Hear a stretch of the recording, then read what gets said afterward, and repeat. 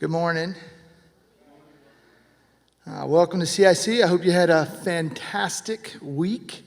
If you were unable to go to the Daejeon Citizens football game, last Sunday evening with the church, it was an exciting game. It was a great game.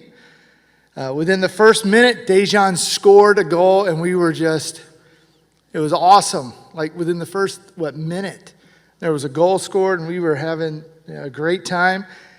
And then the last 5 minutes of the first half, Suwon came back and scored 2 goals. That was kind of a bummer. And then at the beginning of the second half, they scored another goal, but they were offsides. They pulled it back. That was great. And then near the end of the game, Taejon came back with 2 more goals. So it was 3-2. They won. They beat Suwon's winning streak. It was a great game. Thanks to everyone who was able to go and to come out. Thank you to Myung and Joyce for hosting. They really did sort of all the hosting for us. So thank you for doing that and getting the tickets. In 2 weeks, we will be having our testimony share time here at CIC. And I really want to encourage you to be a part of that. We want to hear from you how God is moving in your life. I would love for you to give some encouragement. If you want to sing a song, if you want to pray, whatever to sort of build up the church, we want that to be a part of that service. And so there is a sign-up sheet right outside the door. And so please sign up for that. And if we run out of lines, just put it on the bag or something. It's okay. We'll make room for everybody. All right. I love hearing the stories of the old saints. They're fascinating to me. They're bigger than life, and the traditions surrounding them are pretty cool. For example, for most of his life as Bishop of Myra in modern-day Turkey during the 4th century, Nicholas was known for generosity, charity, and helping the poor in quiet, reserved ways. He became known for secretly tossing bags of gold into people's windows to save them from hardship. He lived a life of peace, enjoying giving gifts and showing mercy. He stayed away from disputes and confrontations. And like I said, he lived a life of peace. And we are, after all, talking about old Saint Nick. All right? This guy, who you may know more as this guy, but we're really going to talk about this guy. All right? As part of the Council of Nicaea in 325 AD, Nicholas sat listening patiently as bishops debated the Arian controversy, the claim that Jesus was a created being and not fully God. But when Arius, who was the heresy's champion, kept denying Christ's divinity, Nicholas finally snapped. In front of the whole council, he marched across the room and slapped Arius in the face. Yep, jolly old Saint Nick, patron saint of children, who we know as Santa Claus, went from Silent Night to Deck the Halls in a heartbeat. I wish I had written that myself, but I didn't. That's a great joke. Anyway, the other bishops were shocked. He was briefly stripped of his position and imprisoned for a time. And legend says Jesus and Mary appeared to him while in prison, returning his garments. And this was a sign to the other bishops to restore him, which they did. It's kind of the moral of the story is even the most peace-loving saints have a limit. And sometimes defending truth means your inner Santa goes full action figure mode, right? While this event may have happened, the reality of the older saints is that tradition can be, at times, overinflating. St. Nicholas was known for his generosity and peace, and because of that, he eventually became associated with Christmas. But now that we know his story, you'll never look at Santa maybe the same way. And I love this meme. It's time to give presents and to punch heretics, and I'm all out of presents. That's supposed to be St. Nick. If you don't get it, ask me later. It's hilarious. Anyway, we are once again doing our series called Persons of Interest. This is our 12th season of sharing about people from the Bible who are somewhat obscure or just not that well known. And these are characters that are not given major roles in Scripture, but whose lives give us a glimpse into God's character and possibly teach us something relevant about the Christian journey. Last week, we looked at Naaman and his reluctancy to submit to Elijah's remedy for his leprosy. It seemed too simple to be the cure. And we talked about how the idea of submission was tough on us, but that it was the best for us. And like Naaman, many find it hard to give over control. But we stated that submission to God isn't about giving up, it's about giving over. The sweet spot of faith is to get to that place where we are no longer wrestling with God, but through obedience, we are resting with God. Our person of interest this week is Naaman again. It's amazing how much we can learn through this one guy.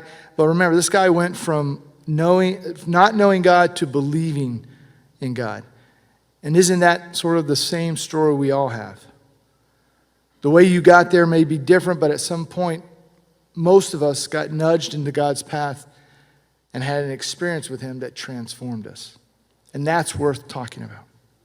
We're going to continue with 2 Kings chapter 5. So let me get you up to speed where we're at in the chapter. Naaman was a general in the country of Aram, just north of Israel, Israel's enemy. His army often came and raided Israel, stealing money, crops, even people. One girl that they captured told Naaman how he could be healed from his leprosy by going to the man of God, which is Elijah, and to go to Israel to find him. Naaman visited Elijah, who sent a messenger to tell the general to go wash in the Jordan River, which he thought was a joke. At first, he refused, but with the coaxing of his men, he agreed and was healed of his leprosy. God did a miracle in the life of a man who had spent his entire life fighting God's chosen people. And Naaman changed. In verse 15, we see that change after he was healed of his leprosy, and he declares this about God. Now I know that there is no God in all the world except in Israel. So Naaman recognizes Yahweh as God. This was a huge moment for Naaman. Just to note, he's now standing before Elijah. Before, Elijah only sent out a messenger and wouldn't meet with him. Once he went and did the dipping into the Jordan River, he came back and Elijah was there before him. He had been an enemy of God his whole life. He was born in a country that was at war with God, but because of the healing of his leprosy, Naaman was now part of the family. And that's worth celebrating. In just a couple months, we'll be celebrating the birth of our first grandson. Whoop, whoop. Adding members to your family is a big deal. It's worth celebrating for the most part. There are moments, and let's not talk about it, let's just stop. We all have family members who try to bring in new people into the family, and it doesn't always work so smoothly. But babies are always a cause for celebrating. Gail's got the weirdest look on her face. She's like, where are you going with this? It's okay. We love babies. All right. And for new believers to the faith like Naaman, that's definitely worth celebrating. Naaman's declaration was not a small thing. This statement was in direct contrast to what he was taught and had believed. Aram, where he was from, was a pagan nation, worshiping many gods. And through this one statement, we witness Naaman's eyes being opened. This was good stuff. Another person had declared that God was the true God. Naaman experienced something from God that he did not experience with the gods of his own home religion. He experienced true power with Yahweh. And surely he prayed to his gods back home to heal him. He must have made sacrifices, gone through rituals.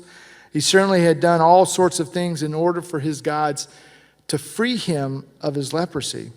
But nothing worked. No God succeeded until he eventually did what God told him to do through Elijah. Now Naaman was a believer.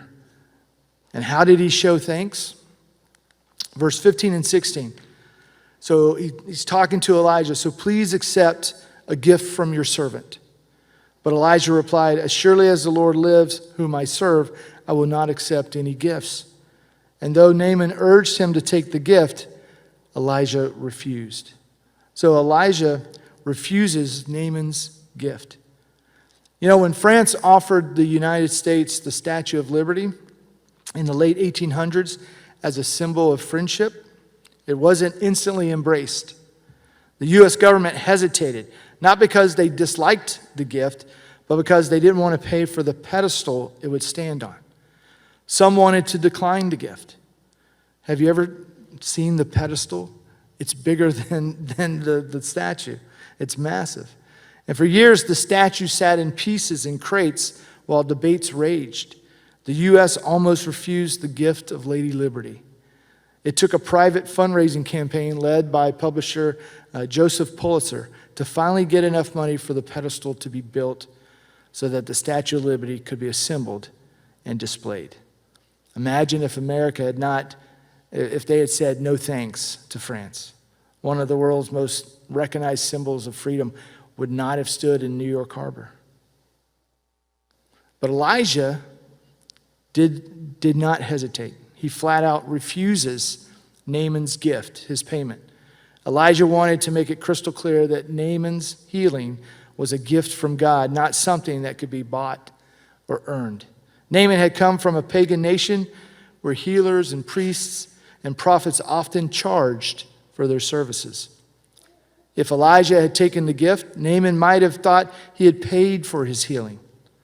And by refusing, Elijah emphasized that this was an act of grace from the Lord, not a transaction. God's blessings are free and undeserved. Healing, forgiveness, salvation are not commodities. They flow from God's mercy alone. Elijah's refusal underlined that his God was not like the gods Naaman knew. Yahweh could not be manipulated by money or gifts or flattery. So when Elijah refused Naaman's gift, Naaman requested something else, something odd. Check this out. Verse 17. Then Naaman said, "All right, but please allow me to load 2 of my mules with earth from this place, and I will take it back home with me. From now on, I will never again offer burnt offerings or sacrifices to any other god except the Lord." So Naaman's odd request, he asked for dirt. But why dirt?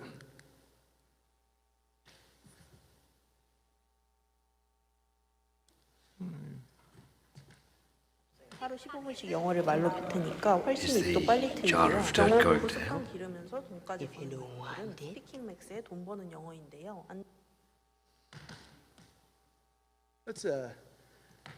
Can we restart that? This is a jar of dirt. Yes. Is the jar of dirt going to hell? If you don't want it, give it back. No. Then it helps. All right. So Naaman asked for some dirt.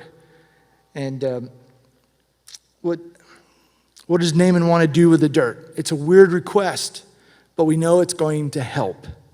And so Naaman believed, like many nations around him, that gods inhabited the lands they blessed.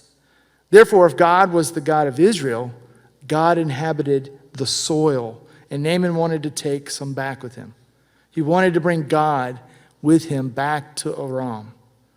He's new to this, so he's got some things to work through, and he tells us what he's going to do with the dirt. He's going to make a place where he could pray and worship the God of Israel. He was going to build an altar to offer burnt offerings and sacrifices. He was healed of his leprosy, and that changed him. He wanted to be near God. So he's going to bring God back with him to Aram. Naaman was going back into a culture that did not believe in God. And he was the servant of the king of a nation who didn't believe in God. And that was going to cause some problems. So Naaman brings those issues up with Elijah. In verse 18, this is where things get a little sticky. So 2 Kings 5:18, "However, may the Lord pardon me in this one thing. When my master the king goes into the temple of the god Rimmon to worship there and leans on my arm, may the Lord pardon me when I bow too." So Naaman was asking for a preemptive pardon. And Naaman was in Israel in a culture where everyone believed in Yahweh, but he was going back to a place where God was not recognized. And as the king's right-hand man, he would have to go into the temple of Rimmon. And Rimmon was a god of thunder and weather, and so he was an important part of the culture that depended on crops and livestock to survive. And when the king bowed before Rimmon, Naaman's position required him to bow too. He didn't want to do it in personal worship, but it was part of his official duties. Naaman feared that outwardly this would appear as idolatry, even though inwardly he wanted to be loyal to Yahweh.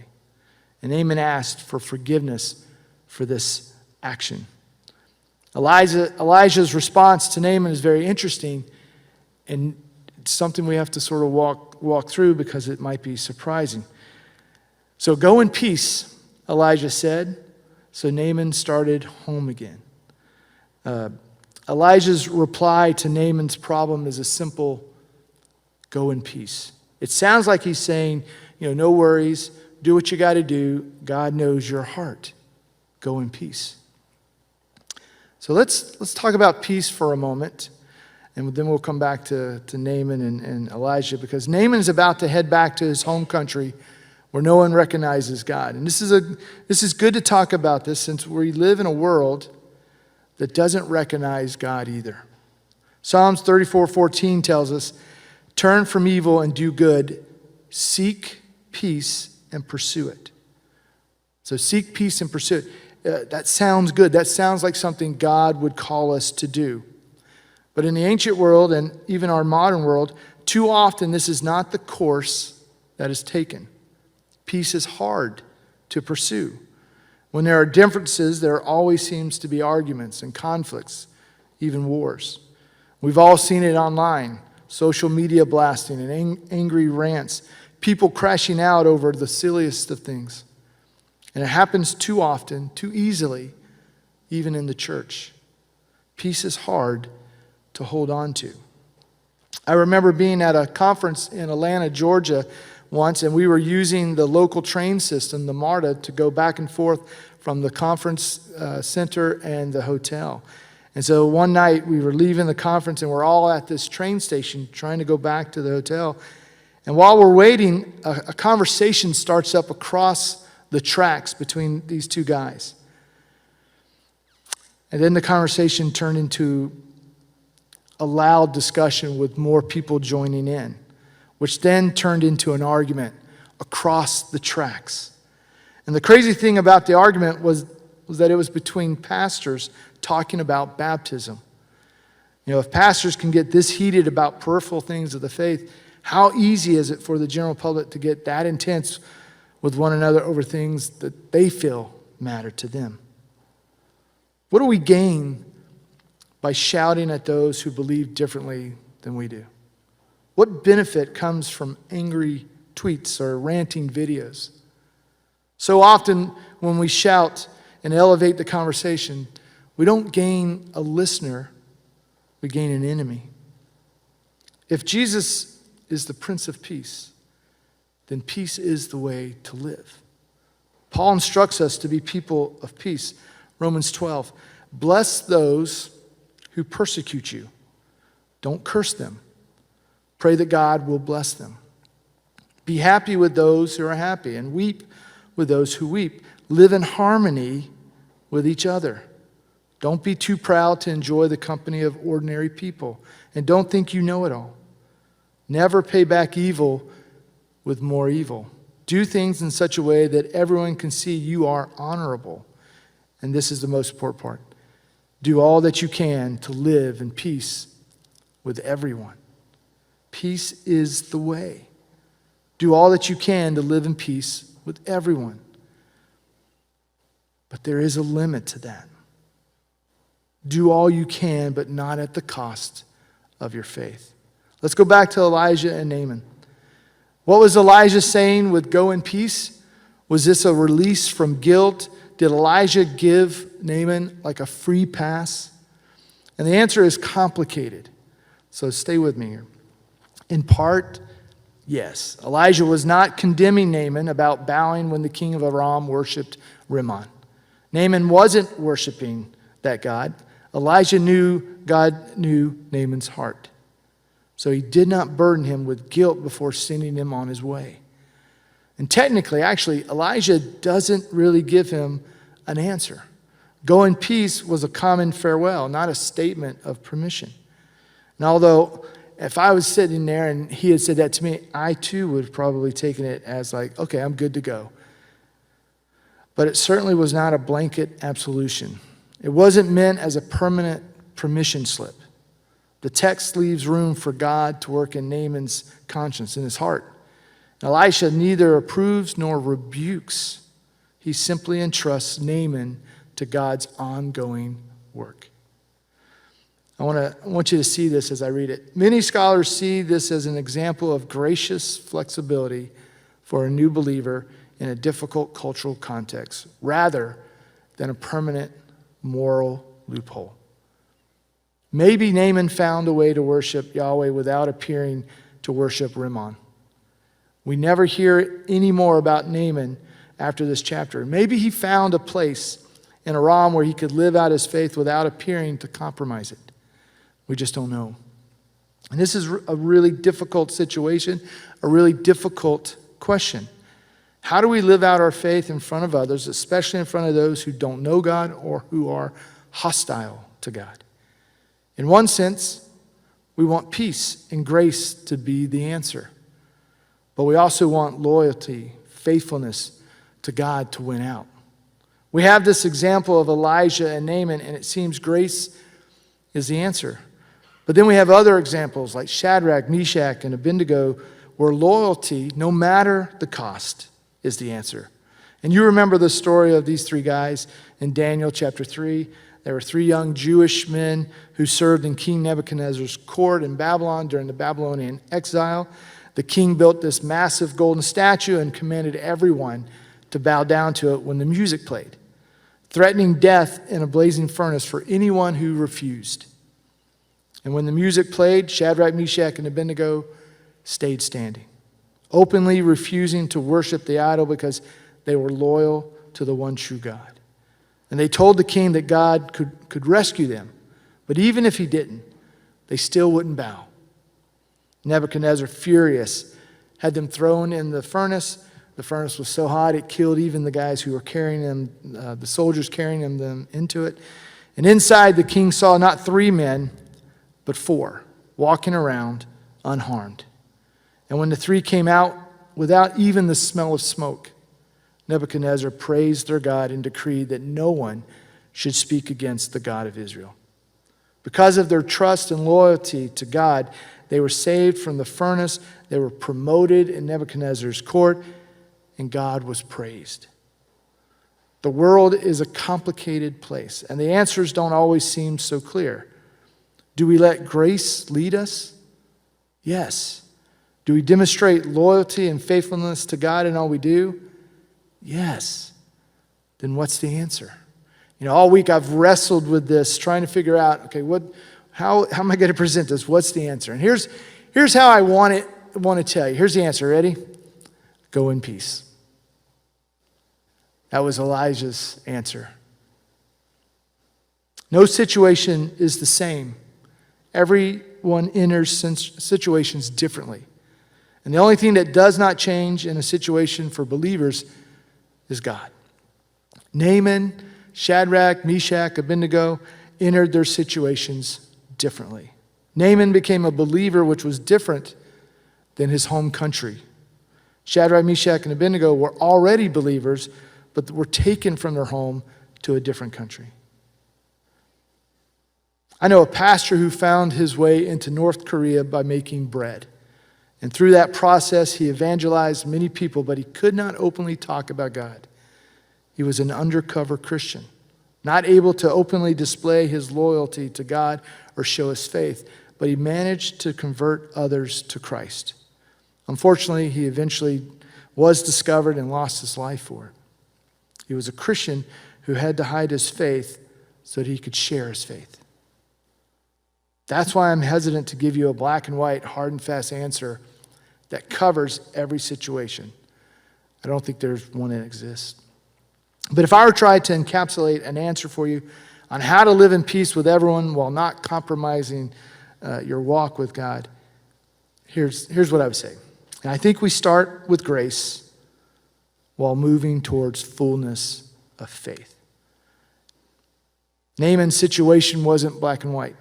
It was a collision of his new faith with his existing political duties.